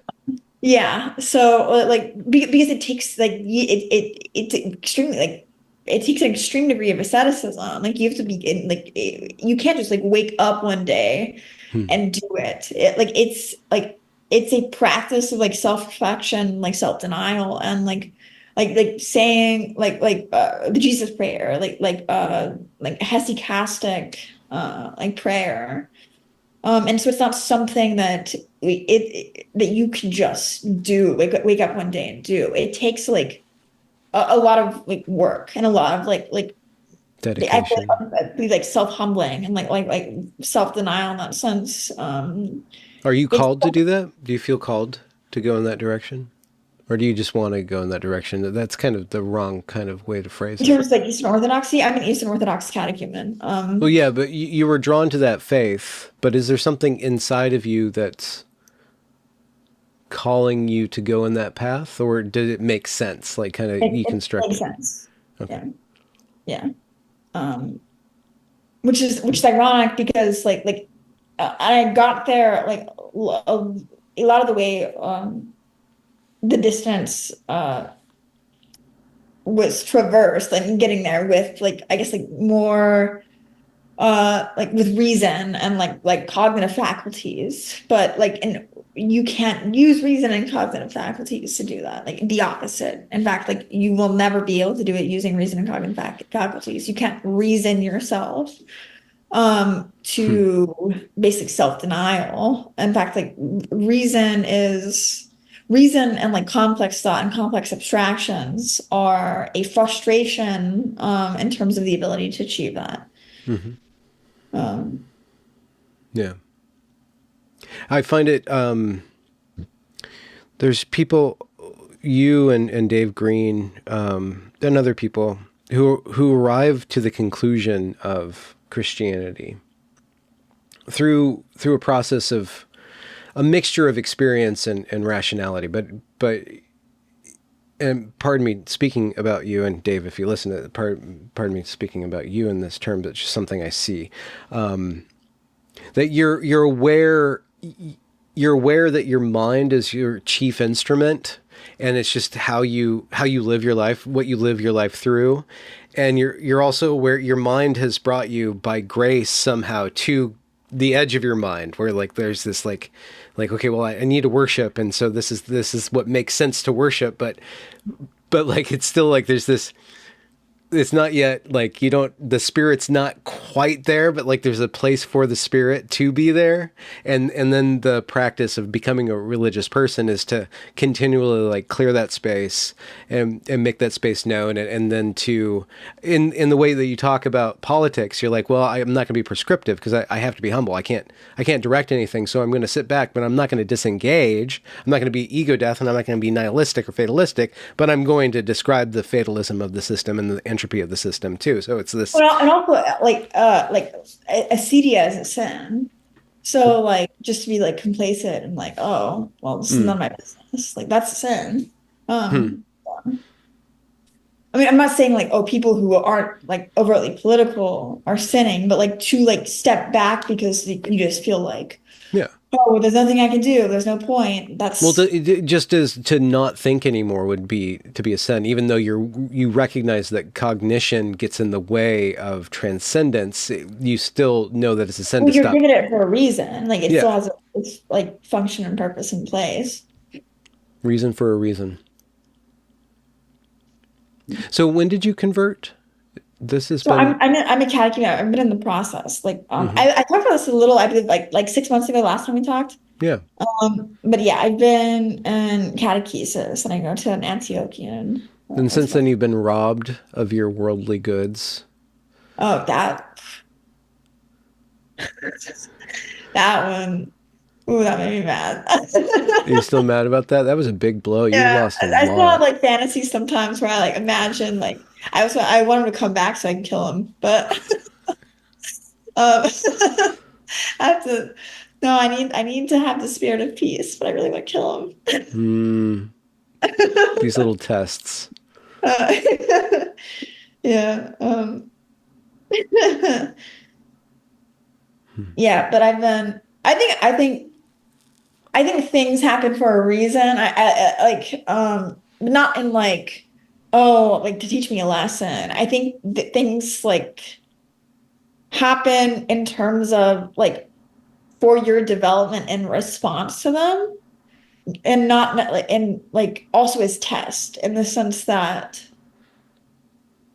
this can be like a breaking or determining or like path shifting point. Am I going to interpret this as like, wow, I'm turning to the faith and like all it seems God is doing is punishing me, like, like just consistently over and over and over again? Or are you going to see this as like, okay, is this something to like, oh, like, okay, this seems like a challenge in terms of like what I'm like the interface between this and like my belief system. So am I going to like throw my hands up and say this must mean there is no God? Or is this like something, is this like an explicit challenge to me by God? Is God explicitly challenging me this way? um like framing like matters a lot. But I believe like framing isn't arbitrary either. Like it's not just like, oh, I'll just like adopt this frame, I'll adopt this frame. Like framing, the frame you choose is the frame that I believe, like if you choose one frame, like for example, like, oh, like God is just abandoning me, what that does is that's like it's almost a degree of entitlement because you're like, okay, well, if God loved me, therefore I am entitled to this sequence of events playing out the way it is. And that's the degree of pride. Anyone who is entitled is prideful. They have like Hmm. an overinflated sense of self. There's a degree of worship of self. And so to believe that you are entitled to X sequence of events playing out in a certain way, um, and to like justify like changing or reorienting based on that belief is like just the sin of pride because you're not entitled to a certain degree of treatment or a certain like unfolding of events. Hmm. When does your catechumen uh, fulfill itself? When do you? I'm taking it like pretty slow, so Yeah. there's not really any like set date. I'm also Yeah. really busy, Yeah. so like it's just like I go to catechumen classes and then I go to liturgy. But I'm not in any rush. Yeah. Yeah. All right. Do you feel the spirit? Um, in terms of like that framing, like it's very like Pentecostal. Like, I grew up Pentecostal. Okay. It's not like it's not that there's a like a spirit per se, but it's like more so like a quiet stillness, and like it's more apophatic than it is Hmm. like Tremors and yeah. tongues and yeah. Yeah. I went to Eastern Orthodox. I think, do they call it a temple or a tabernacle? We call it a church in Protestantism, but there was a church for the The Eastern church, Orthodox. It's yeah. just a church, yeah. And then they have, there's the place where people Or parish. congregate, and then there's the worship zone, and it was just there's pews around. There wasn't like rows of pews. There's just pews around along the wall, and then this really beautiful gold painted, highly iconographed and aesthetically beautiful kind of Mm. fence, and then a couple of pulpits. And I walked in there because we were there for a family function, and but I walked in there and nobody else was in there, and I just immediately started praying. Like it was just like this immediate Yeah. returning to home, and like, oh, God is really in Father this Sarah place. Rose described the same thing.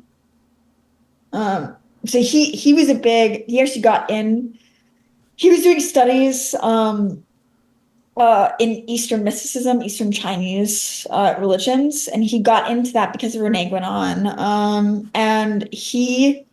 And actually Rene Guénon concluded that Eastern Orthodoxy was the most authentic Christian tradition, although I believe I believe Guénon ended up becoming a Sufi, although like I don't know how true that is. There's like conflicting information on that.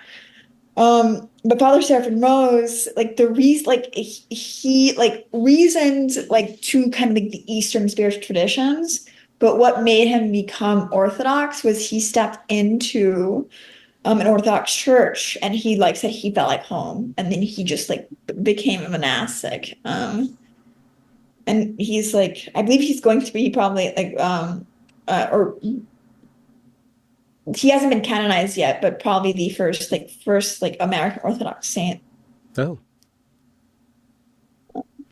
There's a reality there. It's impossible to communicate that reality directly through apologetics. Apologetics is such a funny practice that certain Christian denominations put a lot of trust in, or certain Christians themselves put a lot of trust in. And there is, like you say, like in how you square your faith with your life, like there is reasoning involved in that for sure. And I don't mean to discount the reasoning, and I am kind of Pentecostal. I grew up Pentecostal and stuff. That's why I just always knew that the reality of God is this force of nature, like this transcendent love force. And there's this feeling to it that's real, that people can describe as home or as peace, but it's like it's a welling peace. It's ebullient. It's not emptiness at all. It's like this fullness that's kind of coming up. And then this is almost this bath of like things falling off of me and like me feeling close to that. And so, like there's just that reality to it. For me, so I can't really describe it or argue for or against it, because it's like this thing that's there. And then you bring other people there and you're like, do you feel it? And they're like, no. And they're like, okay, well, I know it's not false because there are other people that feel it, but it's just a sensor that maybe I was given or developed at some point that other people haven't developed. But then you can always see that the faith does act with people who don't have that feeling connection to it. But if they start to behave in a certain way, they're more humble, tend to be more flexible, tend to not need to be in the center of attention, basically. But who can still participate with attention and still like be a reflector of attention in positive ways, that you can see the work of holiness, I guess, at work in people who don't have the same kind of experiential, sensorial, not quite sensorial, pathway that I have. Yeah. So what's next? Moist Hegel. What's the next word? I still don't even know. I don't even think I know your name. You might have told me it once, but it's so funny because I don't know how people are going to find. I'm going to have to make a playlist because you keep on changing your name. You're Right Side of History, and then Dark Hegel, no Moist Hegel, no, you're going to be something else. I'll tell you my name off the record. Yeah. But Yeah. No. But what's next for you? just working, just joining the church. Getting just kind of like reoriented after spending all that time in school. Yeah. Learning how to relax a little bit. Do you have a hobby that's not brain based? Like cooking or? Well, I bought and sold diamonds before I was robbed. And I also Oof. yeah, that was pretty good. That one hurt. But I buy and sell plants, like variegated plants. Do you have a little shop, or is this In the garage. Like in law school, my sister, because I lived with my sister during law school, she got like really mad at me because I had all my plants inside the apartment and they took up most of the living room. Now they're in my garage, but they should be behind you. yeah, well, there's a lot of them, and they are under a couple grow lights. Okay. Yeah. Do you feel close to them? No. No. No. They're not your friends. No. No. Because it would be sad if I was close to them because I have to chop them up every once in a while. It's probably okay. Yeah. But for their own good. Cool. Yeah. My wife loves plants. She talks to them. It's less for their own good and more for my own good. I mean, they don't necessarily benefit from being chopped up, but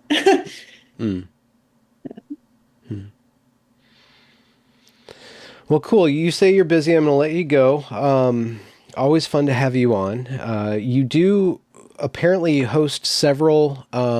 You're always online on Twitter. Not always. You're not terminally online, but you're rather online, and you do a lot of spaces and stuff, so people can. Yeah. I sit in on spaces like while I'm doing things. I really like background noise. I don't know what it is. This is what I listen to so many podcasts. Sometimes I'll like go into space, background noise. Even when I'm working, I just like something like constantly like buzzing. I'm sure that there's not a small portion of people who are playing this as background noise right now. So shout out to those people. Yeah. But you Yeah. don't you host spaces, or are you just there? I just see you Well, there. almost all, I almost never host spaces. I'm Oh, okay. almost, yeah. So Okay. I can't deal with it. Yeah. The buttons while I'm busy. Okay. So Yeah. But are you participatory if people want to engage with you more or hear more yeah, you more? Yeah. yeah, like so oftentimes like I'll sit and listen or I'll just like go up to speaker and I'll be silent. But if I hear something, that's when I I'll Yeah. stop what I'm doing and I'll like say something. I'm not always like present mentally, but Yeah. um You just tune in. because yeah. Yeah. Cool. Cool. Do you have a happy thing to say? Oh, ye who never Happy, smiles in pictures. You just kind of barely uh just smiled at me just then, right when I was about to say that. um happy. Uh Christ is risen. Hmm. Amen. Amen. I'm going to end the recording. Thank you.